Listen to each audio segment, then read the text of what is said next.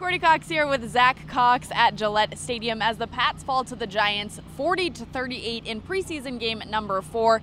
The guy we saw under center for the Pats, a guy we saw the whole entire game. We didn't think that was going to happen. Jacoby Brissett, and he really impressed tonight. He really did, after not really impressing much in the first 2 preseason games and then not playing at all against Detroit last week. This was easily the best game that he's played in a Patriots uniform. He passed for 4 touchdowns, ran for another. Did have a pick 6, did have a couple of dicey moments, but overall, he looked like an NFL quarterback in this game, and we really haven't seen that much from him at all. Now, obviously, caveat, he was playing against second and third string defenders, but he was also playing with second and third string wide receivers, tight ends, running backs.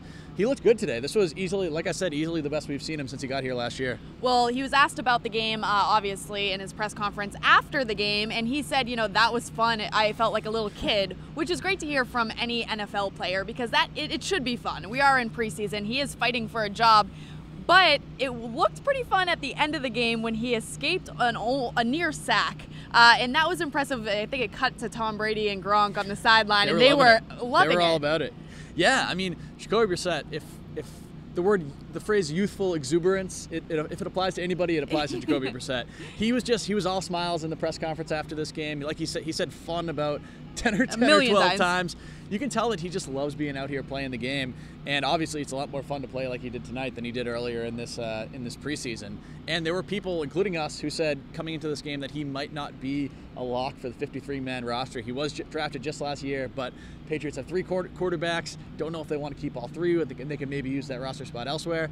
From what we saw tonight, I think he deserves a roster spot. I think he really solidified his case here, and again, not going to have much of an impact during the regular season. The Patriots hope, at least.